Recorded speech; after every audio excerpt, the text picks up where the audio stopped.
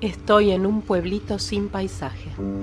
La ventana de mi habitación da a una fábrica y al cielo, más turquesa que el mío, con más estrellas que el mío. Todos los cielos son más cielo que el mío. En la vereda, un crateegus reventón enciende el gris, y sin embargo huele a hogar.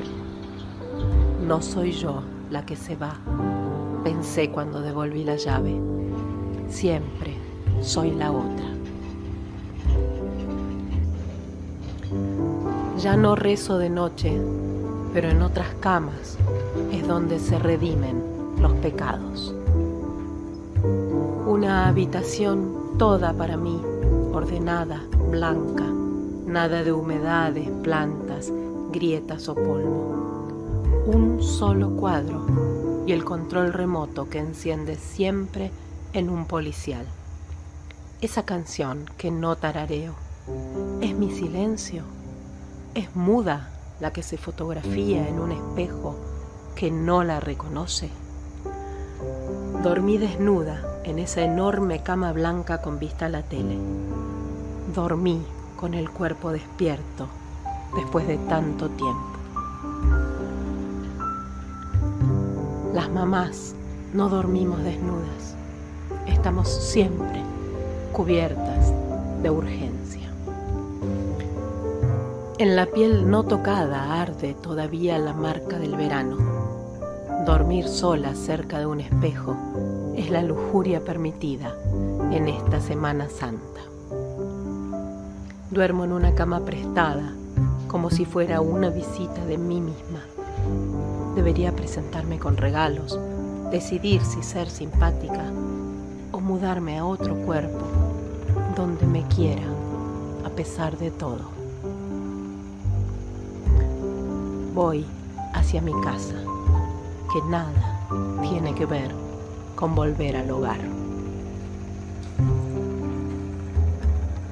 Todas las fotos son en blanco y negro, incluso la mía, a pesar del rubor.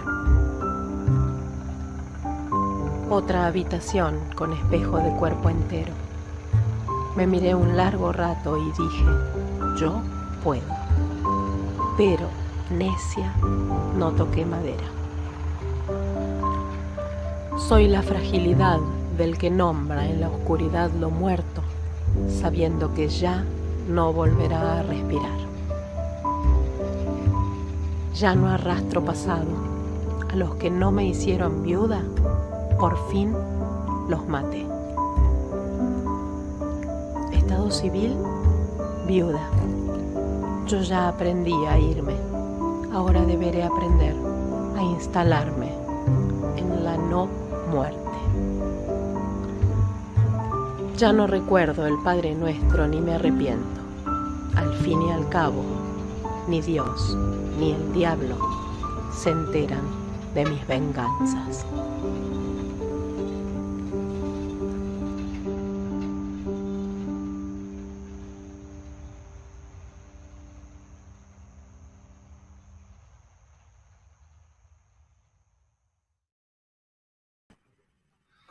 Buenas noches, 113 veces buenas noches, Semanario Latino-Americano.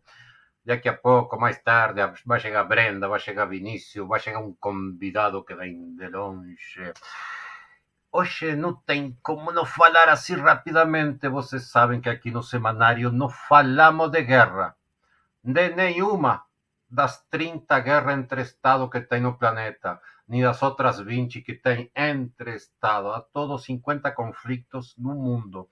Não falamos nenhum aqui, porque Sudamérica vive um momento de graça. Nos hemos librado das guerras, é uma zona de paz, sem proliferação de armas nucleares, da guerra civil da Colômbia, que durou décadas, o século XX todo, e conseguimos parar. Os milicianos aqui no Brasil estão perdendo terreno. Cuidado. Em alguns lugares eles são Estado, Colômbia tem um problema gravíssimo, muita arma, não deve ser fácil. A mesma situação do chileno. Chile e Colômbia, por primeira vez, governos de esquerda. Mudar a cabeça da sociedade não se consigue num mandato, nem em uma geração sequer. E estes governos eleitos agora, se não tiver a gente do lado, as ruas, as calles llenas, eles não vão conseguir governar, não. Ya están viendo, la derecha tiene algunas herramientas que la tornan formidable.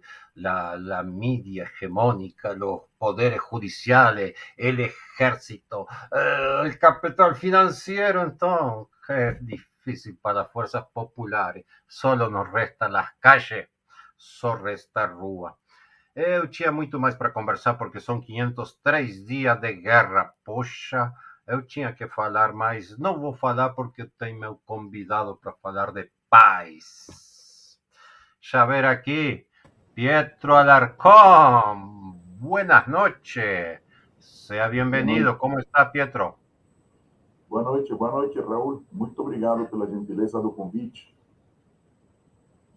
Estoy escuchando medio baixo, é assim mesmo, Marco, da produção. Marcos Vamos, Lobos faz nossa produção, nosso novo parceiro aqui. Fala de novo. Achou que estava baixo o seu som. abaixo. Agora, era ele Agora que se estava. escuta melhor. Vamos tentar aumentar também aqui o Pietro, microfone. ¿dónde estás ahora? E Y neste momento em cuéntame, São Paulo. ¿dónde? E neste momento em São Paulo, no Brasil. Ah, está aqui em Brasil. E Me, neste momento em me São Paulo. conta para nossa audiência o que está acontecendo em Colômbia, porque aqui no Semanário Latino-Americano estamos muito curiosos por lo que acontece lá. Por favor. Bom, basicamente, pela introdução que você fez do programa, eu acho que o interesse maior seria contextualizar um pouco a situação política, né, e o curso dos acontecimentos políticos e da protesta social na Colômbia. Então, eu diria, de maneira muito sintética, né, que a partir de o ano 2019, por exemplo, se iniciou um processo que poderíamos chamar de ascensão da luta popular. Aquilo que em algum momento tem se denominado uma nova subjetividade que potencializa que o conjunto de forças populares elevem seu grau de unidade, de organização, e que isto conduza de alguma maneira a uma elevação da protesta. E esta elevação da protesta, este novo grau de subjetividade, este novo ambiente de unidade, repercutiu politicamente e conduz a uma vitória eleitoral de uma coalição chamada Pacto Histórico, da qual fazem parte organizações políticas revolucionárias, organizações políticas democráticas, progressistas e também setores desprendidos dos partidos tradicionais, liberal, conservador, né? E de outros setores que têm aparecido dentro do cenário político colombiano, mas que têm assumido, de alguma maneira, alguns elementos dessa coalição. E também desse pacto histórico, ou dessa coalição pacto histórico, fazem parte um conjunto de movimentos sociais. Essa coalição materializa, por assim dizer, o processo de unidade das forças populares, das forças democráticas, e isto gera um resultado eleitoral positivo, ganha-se por pouca margem à direita que tradicionalmente governou o país colombiano, e a partir daí, desse triunfo, se inicia um processo de transformações, ou seja, há uma espécie de viragem, uma virada, né? Há uma espécie de mudança de estilo no governo, uma nova possibilidade de arquitetar formas democráticas, né? Ou seja, uma quebra daquele regime político excludente, né? Isso foi quebrado pelo pacto histórico e se inicia um processo bastante duro, bastante dificultoso, né? De, por assim dizer, de batalha, né? Pelas reformas sociais, pelas reformas econômicas, em perspectiva de satisfação dos direitos das pessoas.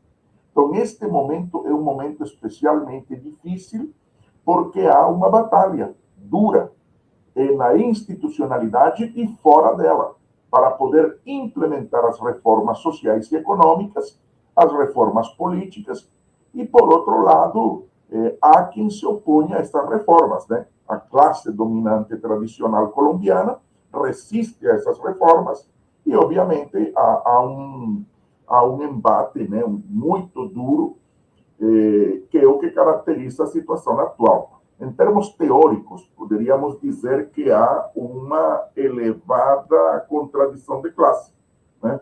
Há uma contradição, uma luta extremamente difícil em vários níveis, no nível ideológico, no nível econômico, no nível político, né? Há uma confrontação de projetos de vida para a comunidade política colombiana, y esto que en este momento nos encontramos. Pietro, qué momento que Latinoamérica está viviendo, fantástico. No solamente Chile y Colombia que están ahí en el sartén cocinando la historia lentamente. ¿Cuáles son las cosas que están en disputa en esta lucha feroz? La tierra, a mí me parece que debe estar en el centro. ¿Qué otras cuestiones están en disputa? El trabajo, tal vez, la propia república, esos poderes independientes que no son tan independientes. ¿Qué te parece que serían los principales campos de batalla en estos momentos? Cosa que extrapola Colombia. O sea, te invito a mirarlo un poco Latinoamérica, porque lo que les duele a ustedes nos duele a todos. Bom, Raul, então, vamos tentar, então, fazer uma espécie de caracterização de como é que nós observamos neste momento a América Latina e a importância que talvez tenha o triunfo do pacto histórico para os latino-americanos. Obrigado. Ou seja, a primeira questão que para nós é relevante considerar é que o triunfo do pacto histórico na Colômbia se dá dentro de um momento no qual há mudanças significativas dentro do cenário político. Não foi a única vitória eleitoral de frentes amplos, de frentes progressistas, de frentes democráticos dentro do contexto latino-americano, sino que houve também a vitória de Lula no Brasil, houve, que representa uma mudança significativa com relação ao governo anterior, houve a vitória de Boric no Chile, houve também por assim dizer, a manutenção de processos que continuam em vigor dentro de América Latina, apesar, e no Caribe, apesar das agressões, apesar das sanções, como o processo da Venezuela, como o processo de Cuba. Existe também um Estado que tem sido, obviamente, alvo de todo um conjunto de críticas, particularmente pela grande imprensa, mas que também segue num processo que temos que analisar muito mais, que é o processo nicaragüense. Existe um governo no México também interessante, importante, que não segue a receita neoliberal.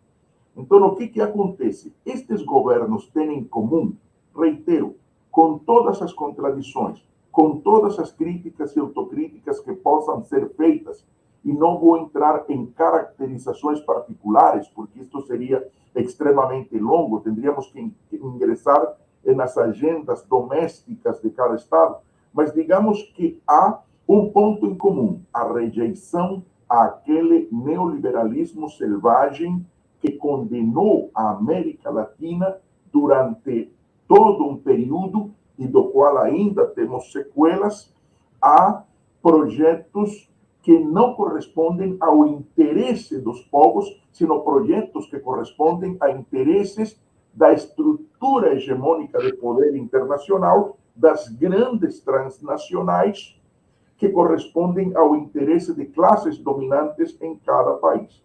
Então, Pietro, você chegou no âmago, no centro da questão. E daqui para frente, como que vai ser? Este novo ciclo que se abre dos progressismos, já não tão progressista, não, está mais para centro progressista, porque toda a esquerda perdeu as unhas, ficamos mais, não sei, mais módicos, digamos. Pues todos os países, a frente ampla de Petro é bem ampla. A do Lula deve ser a maior coalição de Ocidente, Pietro, porque Lula viu que se ele não abraçava, como lhe concediu Mujica, não se abraçava com cobras e lagarto, ele não ia conseguir governar. E teve que engolir algum sapo. Isso eles aprenderam. Quem governa em grandes coalições. Então, como vai ser o futuro, Pietro? Porque estamos no meio de uma mudança geoestratégica universal. Parece que mudaram, sabe, o eixo da Terra. Acho que depois da pandemia ficou meio deslocado, acelerou todos os processos. Aí está. Iba a falar da guerra, ainda bem que você chegou para me salvar, Pietro. Me fale sobre o futuro que você pensa. E obrigado por estar aqui hoje, tá? Não, Raul, obrigado a vocês pelo convite. Eu não acho que a esquerda perdeu as unhas, primeiro. Eu acho que a esquerda, o espectro da esquerda, que é um espectro amplo também, tem o dever de analisar taticamente o que é possível sem perder o horizonte estratégico. Certo. Nós estamos em um processo no qual estas alianças amplas e flexíveis constituem uma necessidade política. Agora, aspirar a que estas alianças amplas e flexíveis tenham o protagonismo para uma transformação estrutural da sociedade já é uma outra questão que foge do campo das possibilidades. O protagonismo social na rua é o que pode impor mudanças estruturais. Uma das características fundamentais da nova direita, ou da chamada nova direita, é que ela percebeu claramente, e no contexto latino-americano e caribenho, que precisava disputar a rua. Esta é uma grande ameaça e eu acho que é a grande peculiaridade ou particularidade da chamada nova direita. Como é que nós observamos o panorama? Existe uma direita tradicional, uma direita clássica, por assim dizer, educada no liberalismo clássico. Aquela direita que entende que uma separação de funções resolve o problema da democracia. que eleições a cada 4 anos resolve o problema da deliberação e participação popular. É uma direita clássica, uma direita que ficou ancorada no século XIX, talvez um pouquinho no século XVIII, que joga no republicanismo, que joga na ideia de república, que pouco tem a oferecer. Oi? A casta política. Isso. Mas existe também uma nova direita, que é uma direita ultraconservadora, extremamente reacionária, tosca nas suas colocações, ignorante na sua visão de mundo, né? Anticivilizatória, ou seja, que é incapaz de colher, inclusive, as conquistas que a própria direita liberal tem. E há uma contradição dentro da direita. A esquerda tem o dever de examinar esta contradição e avançar em função disso. É uma questão de tática, é uma questão de disputa política. Mas para a esquerda é claro que esta disputa é uma parte do problema, que fica no cenário da política, das regras do jogo da política, da contradição política. O que realmente, reitero, é capaz de quebrar um esquema de dominação em qualquer país do mundo é a elevação do grau de subjetividade das pessoas, é na condição de entender que não é uma luta exclusivamente econômica, sino que a luta econômica deve repercutir em uma luta política. Isso implica uma modificação do paradigma de socialização, do paradigma de vida, né? Civilizatório. Claro. E entender ou compreender que a luta é contra um sistema. Então, este é um processo onde estamos acumulando. Pietro, deixa eu te perguntar, nessa luta contra o sistema, o meio ambiente, as florestas, Pachamama, a diversidade, poderia ser uma ponta de lança porque atinge no coração do sistema que gosta de depredar e de queimar e engolir e devorar o planeta. Raul, a chamada crise climática, as catástrofes ambientais, elas são ocasionadas por um sistema produtivo que tem como fundamento a acumulação de capital e que tem como fundamento a utilização de combustíveis fósseis, altamente responsáveis pelo calentamento global. Isto tudo tem uma raiz. A luta ambiental não é uma luta, deixou de ser há muito tempo uma luta, se se quer, ingênua, inocente, como a que nós tínhamos há 30, 40, 50 anos. A luta ambiental é uma luta que está diretamente ligada à essência do sistema capitalista e à sua crise. Como é que o capitalismo está tentando resolver a sua crise estrutural? A partir da única saída possível depois da grande catástrofe ocasionada pelo neoliberalismo, a guerra. A guerra é uma saída. Então, a ampliação da zona de influência da OTAN, por exemplo, a articulação da OTAN, a articulação da AUKUS, por exemplo, contra a China, Vietnã, né, lá do outro lado do planeta, né? A articulação destes blocos militares só com o amparo e patrocínio do complexo militar industrial dos Estados Unidos, da Inglaterra, de outros países que fazem parte desta estrutura de poder, é a saída que se encontrou para essa crise, que é a saída do capital. Por isso o capital, observa as saídas que eles procuram. O neoliberalismo, que resulta catastrófico, né? A redução do Estado, a superexploração dos trabalhadores, da força do trabalho, maior acumulação do capital, com a ideia ingênua de que essa acumulação reverterá em uma distribuição posteriormente, né? Que foi a fórmula utilizada nos países capitalistas durante a pandemia, ou seja, maiores recursos para o capital financeiro, maior concentração de renda, ou a guerra. Que de bom tem o capitalismo para poder oferecer aos povos do mundo? Neoliberalismo ou guerra, como sair dessas crises. Então, o que acontece? No meio desta crise, surgem estes heróis homéricos, né? Tem um pensador que dizia que no meio da crise sempre surge um herói homérico ou um santo cristão, né, para tentar resolver alguma questão, um Messias, né, tentando resolver estas questões, um herói necessário tentando resolver estas questões. A resposta popular é fundamental. E eu acho que há uma nova subjetividade, não somente na América Latina e no Caribe, mas no mundo. Por exemplo, se você observa o que aconteceu hoje na França, nenhum jornal noticiou ainda exatamente o que está acontecendo na França. Nenhum jornal noticia exatamente o que aconteceu hoje em Israel. Não somente na França, a mídia hegemônica ocidental é uma vergonha. Pietro, me dá um tempo que estamos ao vivo, creio, com Vinícius. Deixa ver onde nosso parceiro anda.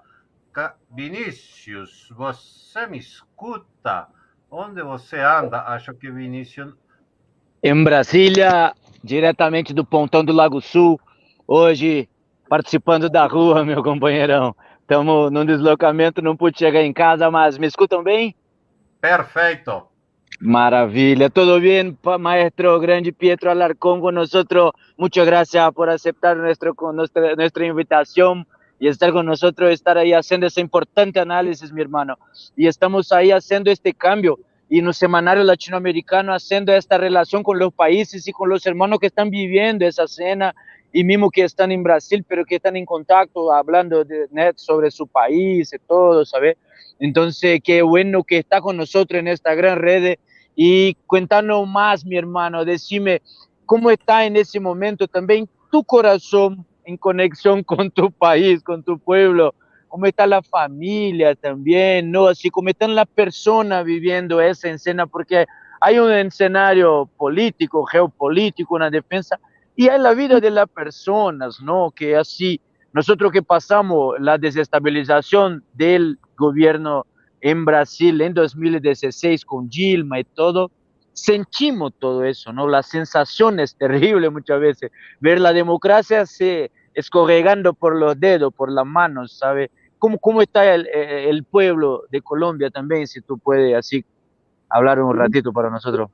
Vinícius, eu posso te contar uma anedota, né? Recentemente chegou estava eu na mesa, né, compartilhando opiniões, conversando com alguns amigos brasileiros, né? E de repente chega alguém que não me conhecia, não sabia que eu era colombiano, e ele tinha acabado de chegar da Colômbia. E então ele chegou animadíssimo, muito entusiasmado. Ninguém falou para ele que eu era colombiano e ele tentou fazer uma caracterização da Colômbia. Para mim foi muito interessante porque era a visão de alguém que visitou a Colômbia durante alguns dias. O que ele falou foi que a Colômbia estava fervendo. A expressão dele foi: a Colômbia está fervendo. Eu nunca vi um povo tão mobilizado. Ou seja, a capacidade que eles têm de mobilização é de uma hora para outra, de um dia para outro. Na verdade, esta é uma caracterização real da forma como na Colômbia o tecido social tem sido construído, é sobre a base da luta, né?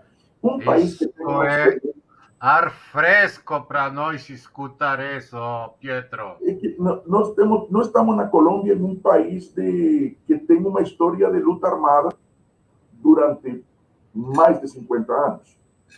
Nós temos um país que conseguiu quebrar, neste último período, a hegemonia da classe dominante, seja organizada na direita clássica ou na nova direita, ou aquilo que se denomina uribismo, enfim. É uma direita que está hoje, digamos, ferida e que tenta, de alguma maneira, boicotar e sabotar um processo de transformações. se o presidente da República, se o pacto histórico, se as forças democráticas não ancoram os seus esforços na população, na força popular, então nós estamos perdidos. O único que garante realmente a continuidade deste processo é que comece um processo ou prossiga um processo de territorialização da luta.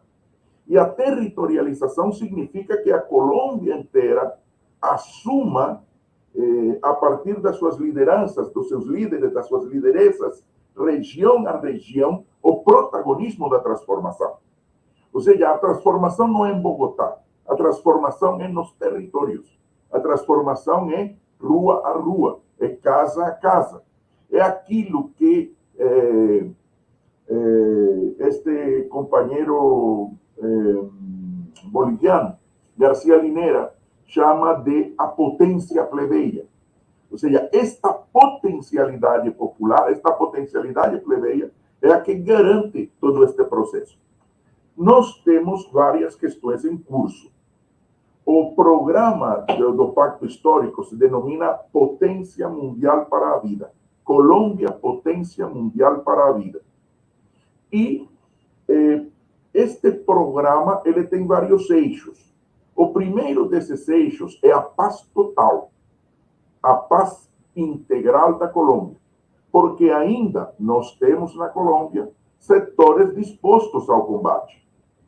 Em primeiro lugar, nós temos o Exército de Libertação Nacional, com o qual há um processo de diálogo que já Petro, nosotros hemos traído ese debate acá en el semanario de que Petro estaba en una conversa buena ahí en Caracas acerca de este proceso de la entrega de las últimas armas, pero aún así también hay ataques a los campesinos, ¿no? Claro, porque es que a conflitividade social e os fatores de conflitividade social, eles não têm sido eliminados. Nós precisamos eliminar as causas objetivas da violência. Essa é uma questão. Nós queremos que na Colômbia, como em qualquer parte do mundo, Pietro, a terra. A solução do conflito seja uma solução política.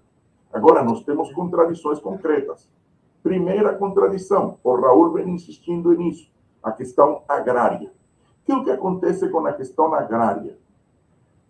Em Colômbia nunca tivemos uma reforma agrária que tivesse um alcance, uma cobertura capaz de fazer uma distribuição aos camponeses minimamente justa. Ou seja, as tentativas de fazer uma reforma agrária, elas foram de alguma maneira boicotadas. Pietro, permíteme, Pietro. Yo insisto tanto en la cuestión agraria en Colombia, porque para Latinoamérica é fundamental. Vocês nunca fizeram uma reforma agrária, então vocês nunca falharam. Não sabem o difícil que é falhar uma reforma agrária, como em algumas partes aconteceu. Então, nossa esperança é que vocês puxem um hábito que, por efeito dominó, vai chegar em outros países. Brasil, seguramente, vai junto. Por isso é importante que Pietro consiga driblar essas e dar terra para os pobres, porque se deixar, a oligarquia leva de novo. Já estamos há 500 anos nisso. Desculpa, continua. Não, imagina, Raul, Vinícius, é o seguinte, se você pega, por exemplo, o Acordo de Paz de 2016, que foi o acordo do Estado com as Farc, que é um tratado, o primeiro ponto desse tratado, desse pacto, desse acordo, é a questão da reforma agrária integral. É o primeiro ponto. Por que essa reforma agrária integral não tem sido implementada? Porque o governo anterior, o governo de Duque, falou, em lugar de implementar o acordo, que destroçaria o acordo, que não levaria o acordo a termo, que ele não governaria com o acordo.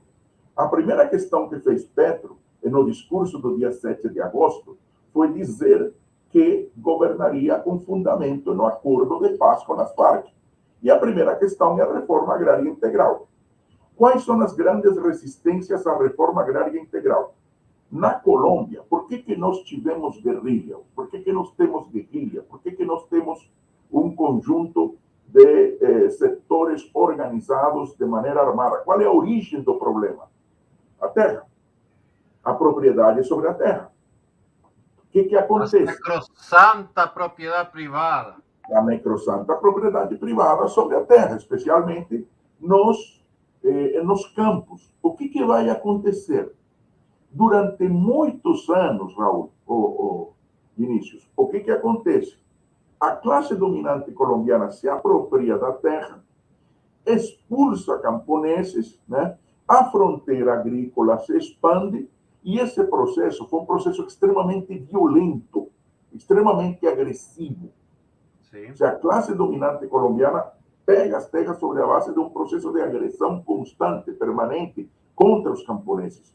Os projetos que hoje estão em curso na Colômbia, implementados pelos governos anteriores e que nós estamos tentando, de alguma maneira, desmontar, renegociar, os projetos de extrativismo, os projetos de ocupação de terra por parte das grandes transnacionais, são projetos violentos contra a cultura, contra os povos da região, são contra a natureza, são agressivos contra o meio ambiente ecologicamente equilibrado, contra a sadia qualidade de vida e contra as pessoas.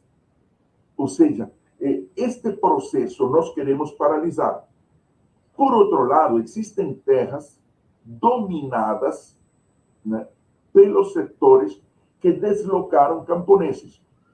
Estas terras têm que retornar aos camponeses.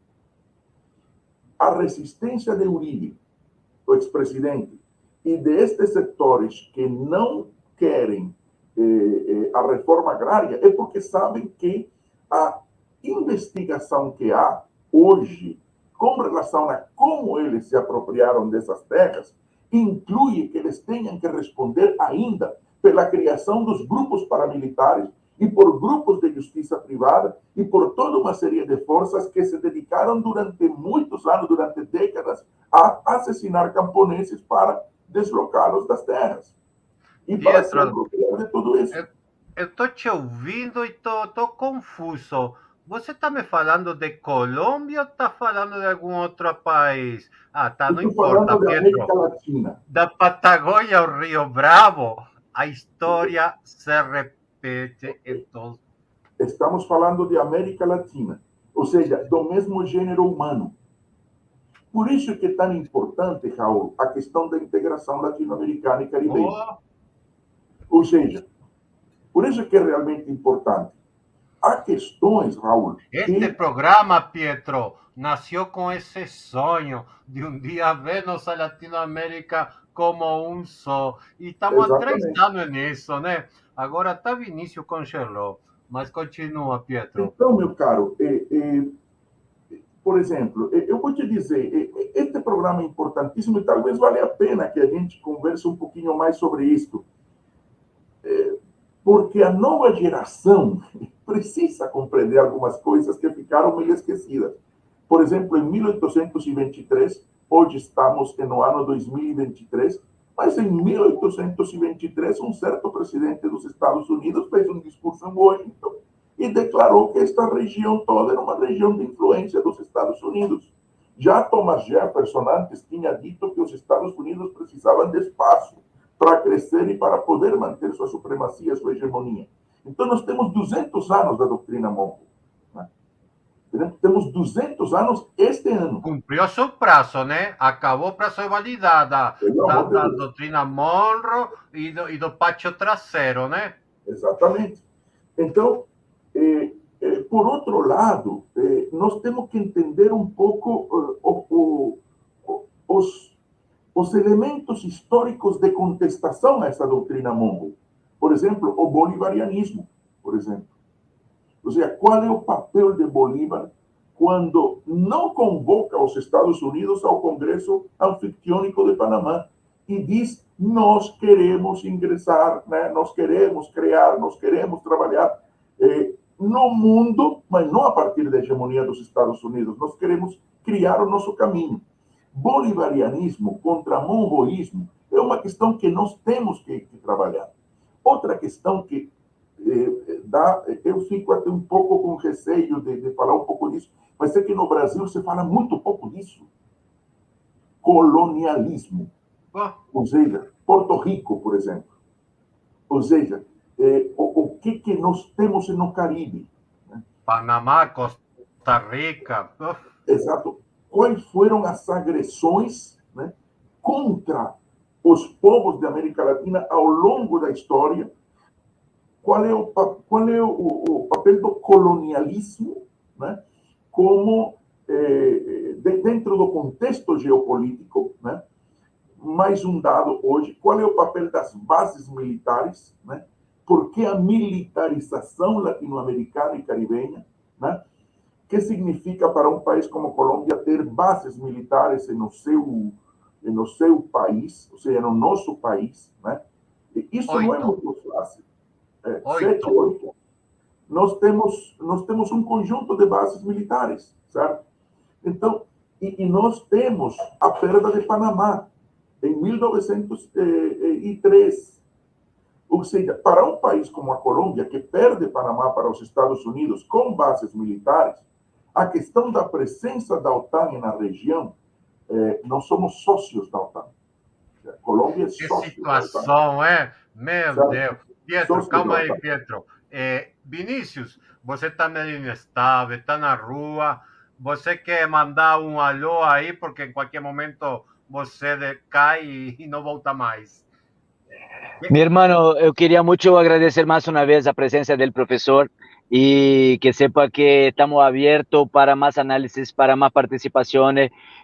Si tuviera también artistas de ahí del país y otros profesores y personas que están acompañando la situación, contactanos para que podamos estimular también esa conexión aún mayor entre Brasil y Colombia y ampliar. Ya tenemos una corresponsal linda como es Franci, que es Franci, nuestra corresponsal maravillosa, la poeta Franci, no sé si la conoce, creo que sí, profesor, pero si no, Franci es una de nuestras participantes, pero tendremos que ampliar la voz de la clase obrera junto con nosotros.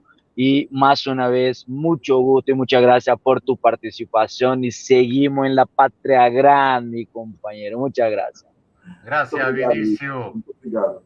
Semana que vem tem mais, tá, Vinícius?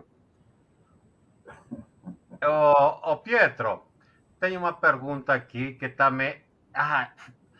deixa eu ver se eu estou muito errado. Vem uma mudança geopolítica na região, isso é evidente.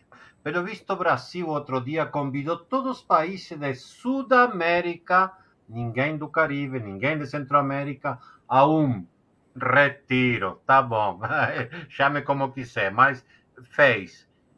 E o Caribe vai ser o mare mostro americano? Eles vão pegar essa parte e ninguém toca? E nós aqui do Sul conseguiremos mais ou menos alguma independência do Norte?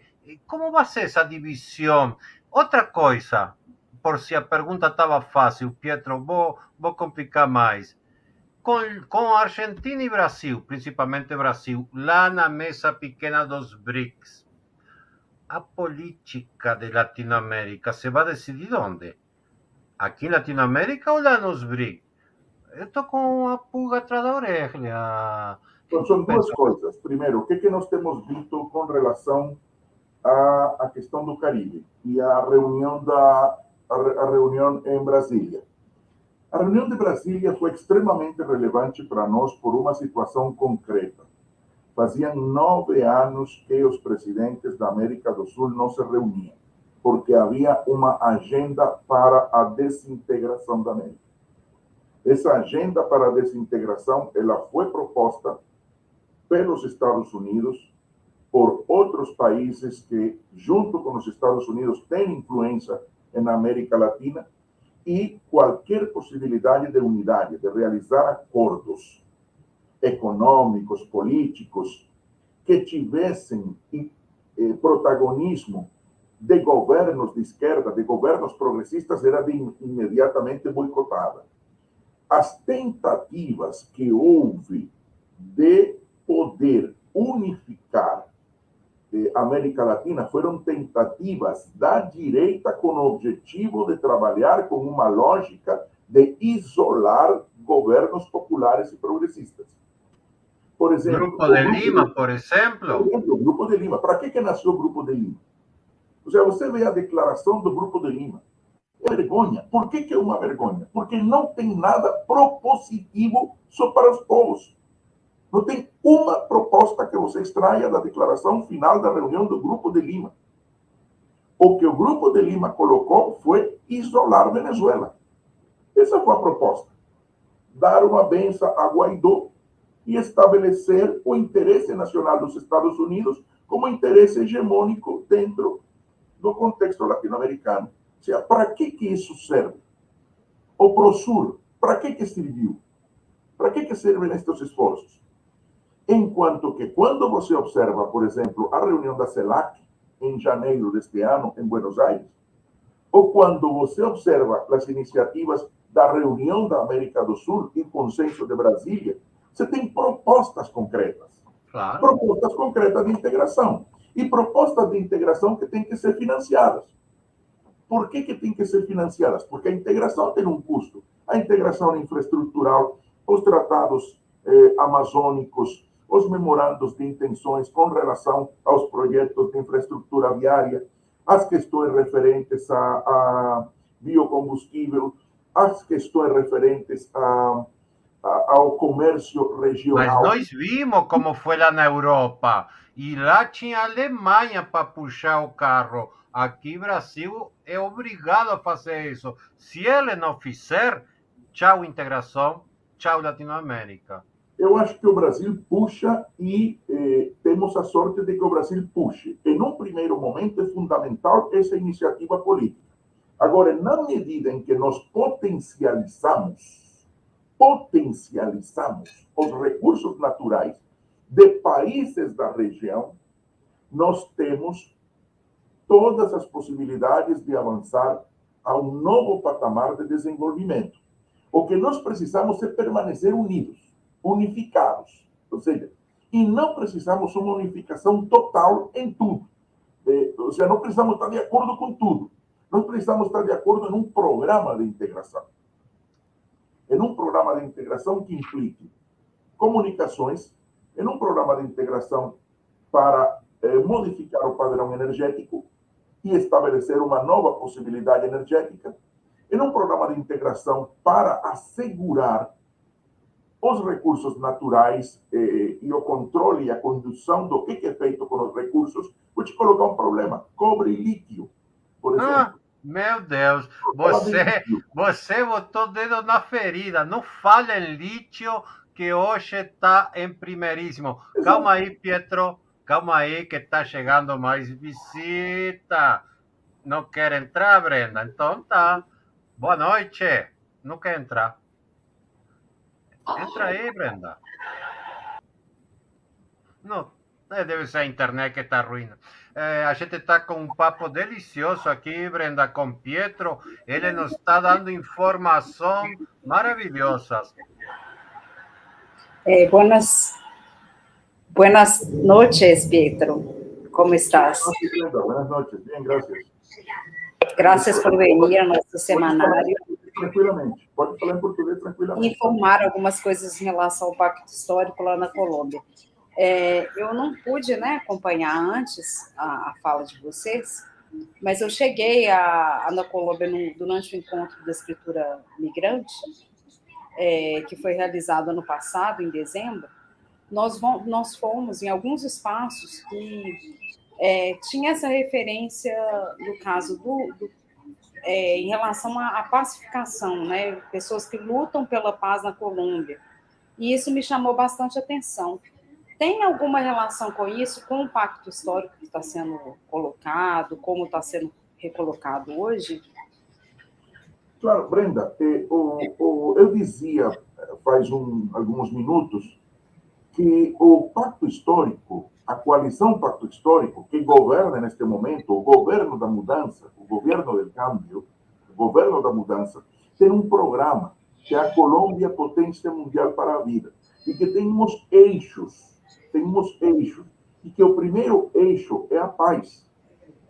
E eu tentava explicar como é que a paz não é uma questão exclusivamente colombiana, sino que é uma questão de segurança regional. Sim. Tendo em vista que a Colômbia é sócio da OTAN, tendo em vista a militarização que há do solo colombiano. Hoje, não falamos tanto das bases militares, mas é preciso falar delas em um tempo. Tudo isto criou e ainda pode criar, na medida em que possam existir mudanças negativas dentro do cenário, uma situação de hostilidade contra os povos da região. Porque nos governos anteriores, por exemplo, as bases militares, o território colombiano foi utilizado para agredir povos irmãos. Venezuela, Equador, por exemplo. Nós tivemos tensões nas fronteiras, né? Mas o eixo do programa consiste em estabelecer a paz como mecanismo de solução de conflitos, ou seja, o diálogo como mecanismo de solução de conflitos para poder alcançar a paz integral, a paz total. E a paz total ou a paz integral começa com os acordos de paz de 2016 com as Farc, que ficaram em suspenso durante o período de Duque e que avança, né, hoje como um elemento central do governo de Petro, de Gustavo e França. Mas é preciso avançar em um processo de paz com setores que ainda estão em combate. Por exemplo, eu comentava há alguns minutos as conversações com o ELN, que são conversações para que sigam em um bom ritmo, né? E que vão contar com a participação também de muita gente, com uma grande participação popular.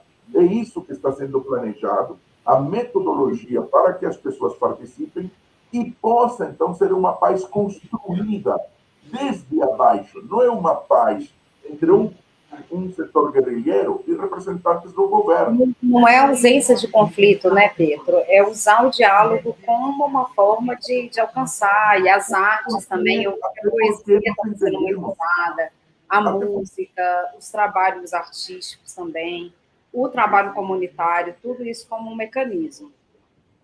Brenda, até porque isso que você está dizendo é extremamente relevante. Eu não sei se você escutou falar, agora que você esteve na Colômbia, a expressão viver saboroso. Não sei se você escutou falar disso.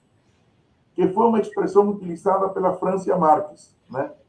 Por que nós estamos em um governo del câmbio? Por que nós queremos isto? Porque Colômbia quer viver saboroso. A questão é o que significa viver saboroso, né? Isso responde a uma espécie de integração do ser humano em harmonia com os outros seres humanos. Talvez tenha um conceito relacionado ao bem viver, né? Que é isso. Exatamente. É um conceito que você pode colocar como bom viver, né? Como direito à terra, como direito à natureza, como direito a se considerar parte de um meio ambiente ecologicamente equilibrado. Já que você disse sobre essa questão do direito à terra, recente, né? Talvez vocês até tenham comentado sobre isso, a questão da Amazônia, que agora, Lula, né, colocou uma proposta que é até 2030 não ter mais queimadas desmatamento zero, na verdade, desmatamento zero. Queimada não tem jeito, acaba tendo, né, queimada até por situações naturais também. Mas a questão do desmatamento. Quando a gente lida com desmatamento zero, não quer dizer que não haja desmatamento, mas que você equilibra, né, a quantidade do tanto que é desmatado com relação a quanto que é plantado. É isso que é a equação do desmatamento zero. E como que está essa questão na Colômbia? Porque a Amazônia é uma região fronteiriça, né? Acaba que pega vários países, e ele tem que ser... Já que estamos falando de pactos também, né? Um dos pactos é esse também, um pacto pelo bem viver, pelo viver saboroso que vocês estão dizendo e pela que a gente possa ter, né, uma condição de vida. E essa condição de vida que está com os direitos da terra também tem relação também com essa questão que foi essa semana, né? Essa questão de falar, olha, vamos ter desmatamento zero. Foi há poucos dias. Brenda, o que acontece é o seguinte, bom, a semana passada foram os 45 anos da OTCA. A OTCA é a Organização do Tratado de Cooperação Amazônica. Isso foi assinado em 1978. A semana passada, nós estivemos com o ministro Rubem Recupero e com a ministra Marina Silva, conversando sobre a reunião que foi realizada em Letícia, agora, este final de semana, do qual participou Lula, Petro foi anfitrião, no qual houve uma série de análises técnicas com relação à Amazônia e suas potencialidades. A questão hídrica, a questão de recursos naturais, mas essencialmente a questão ser humano. Ou seja, nós estamos em uma Amazônia com seres humanos, com pessoas que dali retiram o seu sustento. Nós temos culturas, nós temos línguas, nós temos formas de vida, nós temos formas de criar, formas de fazer, formas de viver. Temos questões econômicas a tratar, mas temos várias dimensões quando falamos de Amazônia. E há um ponto que é nevrálgico. Nós não tratamos do tema amazônico se nós não vinculamos aos países todos que estamos trabalhando com o que tem soberania por sobre o território amazônico. Então, não adianta. A Amazônia, como você bem colocou, é uma região. É uma região. Ou seja, não é um pedaço de um estado. É uma região que tem vários estados da América Latina, particularmente da região, né, amazônica, né, como seu nome indica, né, com soberania por sobre ela. Então, nós temos que chegar a um acordo sobre as formas de proteção. A reunião de Letícia é uma reunião importante, porque foi uma reunião científico-técnica, com esse caráter, uma reunião política, mas também uma reunião científico-técnica, essencialmente, e nós temos que dar sequência a esse debate. E a sequência desse debate é em Belém do Pará. Agora, no mês de agosto. Em Belém do Pará, que é a próxima reunião dos países amazônicos, né? Onde haverá também uma reunião de povos, uma reunião do movimento social amazônico. E tudo isto tem que desembocar em uma proposta em Dubai, que vai ser ainda este ano, que é a COP. E da COP, onde temos que levar uma posição de conjunto sobre a questão da Amazônia, nós temos que iniciar os trabalhos a partir de aí para Brasil 2026, que é a COP 30, certo? Porque a COP 28 é agora em Dubai. Então, existe todo um programa ao qual nós temos que prestar muita atenção, porque os debates vão ser cada vez mais fortes. O debate ambiental vai ser fortalecido. Nós precisamos ganhar em argumentos para a defesa da soberania, para a defesa da Amazônia, para a desmilitarização, para impedir que as estruturas hegemônicas de poder, que as transnacionais avancem. Nós temos que ser propositivos, nós temos que ter proposta concreta para a Amazônia, para os povos da Amazônia, e tudo isto, obviamente, precisa de financiação. E para financiar isto, é muito importante que nós tenhamos domínio por sobre os bancos centrais. Por quê? Porque os bancos centrais trabalham com lógica de mercado, com oferta e procura, não trabalham com a lógica do desenvolvimento. Essa é uma questão que o Brasil discute. Eu não sou quem para entrar nesse debate no Brasil. Ou seja, eu não sou a pessoa mais autorizada. Mas eu somente alerto para o seguinte: um banco central que não trabalha com a lógica do desenvolvimento, apenas sobre a base da oferta e procura, dentro da lógica da acumulação do capital, não serve para absolutamente nada aos interesses populares.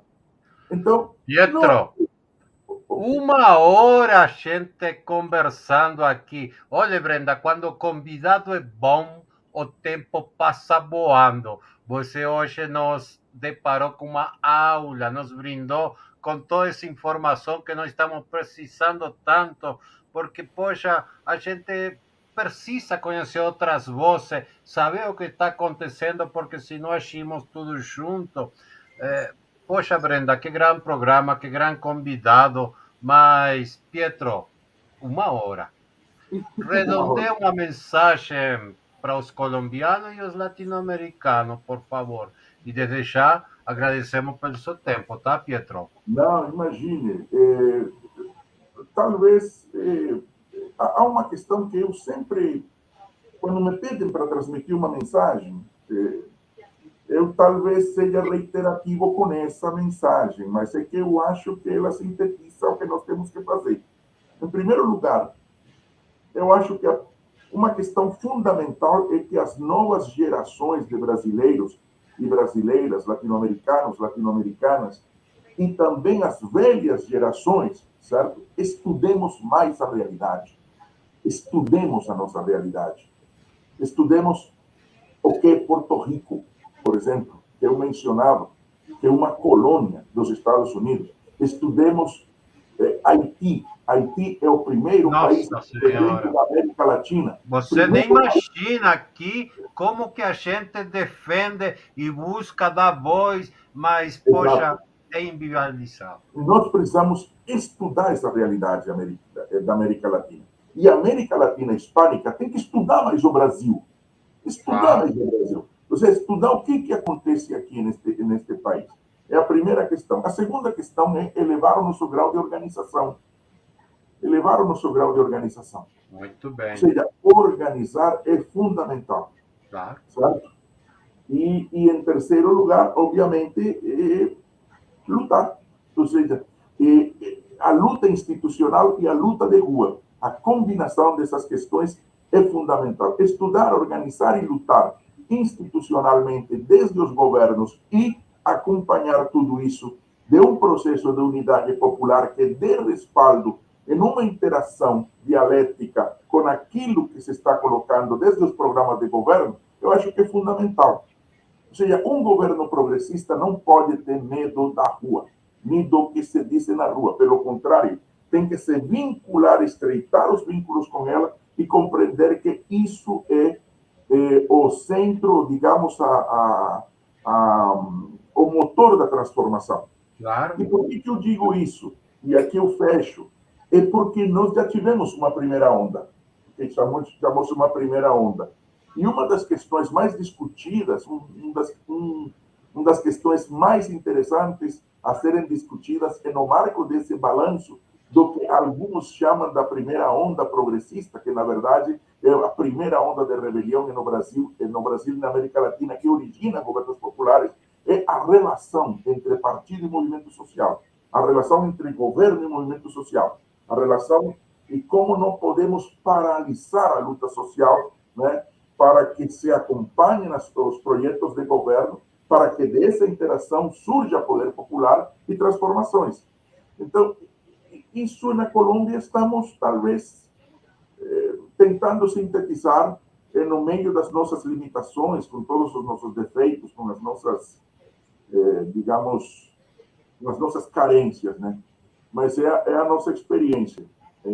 Estudar, e organizar e lutar, né? Eu acho que maravilha. Mobilizar. Pietro, estamos vivendo o mês de julho mais quente na história do planeta. Eu tomei um susto quando li essa notícia hoje. Digo, caramba, estamos a caminho a acompanhar os dinossauros? Vamos a extinguir-nos? Capaz que o homem não tem nada a ver com isso, né? Brenda, que o mês seja tão quente assim. Pietro, já eu imagino que deve ser historiador para contar esta parte da civilização humana. Como que o cara conta que venezuelanos e colombianos estiveram a ponto de entrar em guerra? Como que explicamos às futuras gerações que quase Brasil invadiu Venezuela? O que acontece, Pietro? Estamos tão carentes de lideranças de homens que pensem, porque é uma decepção. Aqui em Latinoamérica temos uma esperança, ou em México, em Chile, em Colômbia, em Brasil, mas quando vemos poderoso, porque nós não temos armas nucleares, Pietro, nós não temos grandes milionadas em nós somos só produtores de água e de alimento, Pietro. Então parece que nossa opinião não vale muito. Que nos queda como latino-americano? E já cerrando esse programa, eu ficaria, Brenda, escutando o Pietro uma hora a mais, mas temos que ir embora. Uma mensagem. Mas antes de ir embora, a gente tem aquele quadro nosso que a gente também somos latinos para bailar também. Tem música para terminar hoje? O que tem hoje, Brenda? Temos. Uma música de fronteira hoje, temos as Merceditas, as Merceditas. Desculpa. A Merceditas é um trio agora, né? Um trio de mulheres maravilhosas, que o Raul que trouxe como oportunidade para a gente aqui de conhecer. São aí de Brasília, né, Raul? Mas são de vários países. La Negra Mercedes Sosa. E homenagem a Mercedes Sosa. A Mercedes Sosa é madrinha desse semanário latino-americano antes dele existir, não tem jeito. Seguramente. Exatamente, é uma matrona desse semanário também. Ai, Brenda, permítame, Brenda, agradecer a Chelos Cabrito, Dircia de Novaes Cima, yo que conheço algum lugar, Regis Almeida, obrigado. María Laura Copié, que foi a que inaugurou nosso programa de hoje com um videopoema. Ela vai estar aqui no programa, não vai, Brenda? Sim, ela vai participar do programa falando mais sobre o livro dela, Peregrina. E quem volta aqui também, que vai lançar o livro dela também na Argentina, que vai lançar o próprio livro, é a France também. A France é a nossa correspondente France aqui também da Colômbia, já que a gente está nesse programa falando da Colômbia. A gente tem a France Dias, que também é uma poeta e militante, ativista feminista, e ela vai participar aqui com a gente também do próximo programa, porque a gente precisa continuar, né, nesse fluxo. Claro. De conhecer cada vez mais. E aqui nós temos sempre geopoética e geopolítica. Então, para você que quer participar com a gente também, quer sugerir, o Pietro mesmo estava falando, por que não traz a história, a questão do Haiti? Sugere para a gente. O Pietro foi uma sugestão de uma das participantes aqui do programa passado. Então, a gente vai seguindo nesse fluxo. E mandando também um abraço para o Vinícius Borba. O Vinícius Borba, que indicou, então, o Pietro para estar com a gente hoje, mas foi uma indicação de uma entrevistada dele. Então, assim, agradecer todo mundo que está participando com a gente. É isso, o Semanário Latino-Americano é uma soma de todo mundo que faz parte junto. E para você que é poeta ou também tem contos curtos, pode mandar um vídeo também, semanariolatinoamericano@gmail. A gente vai colocar aqui para vocês mandarem para a gente, para a gente poder exibir. É um programa que se faz com muitas mãos, né? Já faz 3 anos que a gente está nessa jornada, é o 3º ano, né? 2 anos e meio. E é uma jornada de todo mundo junto. Hermanos e hermanas que estão nessa luta. Decoração. Raul, você também conhece das Merceditas, então a gente vai pedir o Marco Lobos, que essa parceria maravilhosa da Pé Vermelho, onde você encontra livros assim que você só encontra lá. Então, Pé Vermelho, nossa parceira, pode soltar a vinheta Música de Fronteira. Aí o Raul fala um pouquinho da Merceditas e a gente vai soltar a música delas, Razão de Vivir. É isso.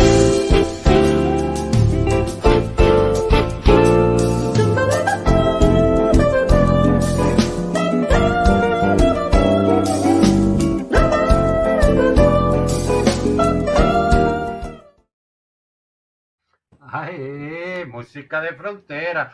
Já é a segunda ou terceira vez que as Merceditas participam de nuestro programa, porque ellas que son brasileras son de esas admiradoras férreas que la negra Mercedes Sosa coleccionó por el mundo todo. Una de esas artistas que trascienden frontera, lenguaje, género artístico, todo. La negra era demais. Y las Mercedes cantan músicas de la negra Mercedes Sosa. E vamos terminar, então, com La Negra por la interpretação de Las Merceditas. Que hermoso. Un abrazo a todas, todos, todes. Pietro Alarcón, gracias por su tiempo. Gracias a ustedes. Un abrazo fuerte. Hasta la próxima semana. Hasta la próxima. Marco, então vamos com o vídeo final, então, com as Merceditas da Zon de Vivir.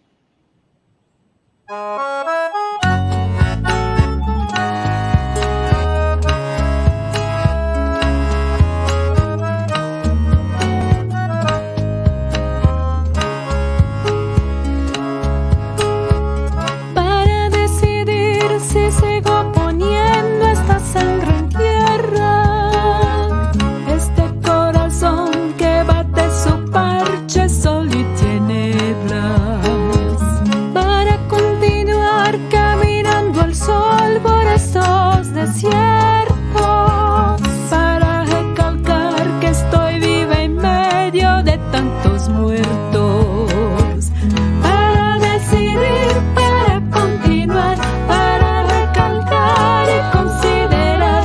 Solo me hace falta que estés aquí con tus ojos claros.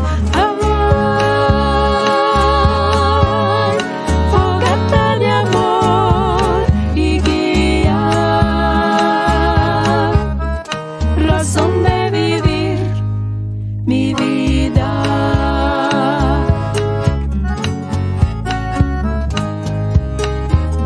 Para aligerar este duro peso de nuestros días.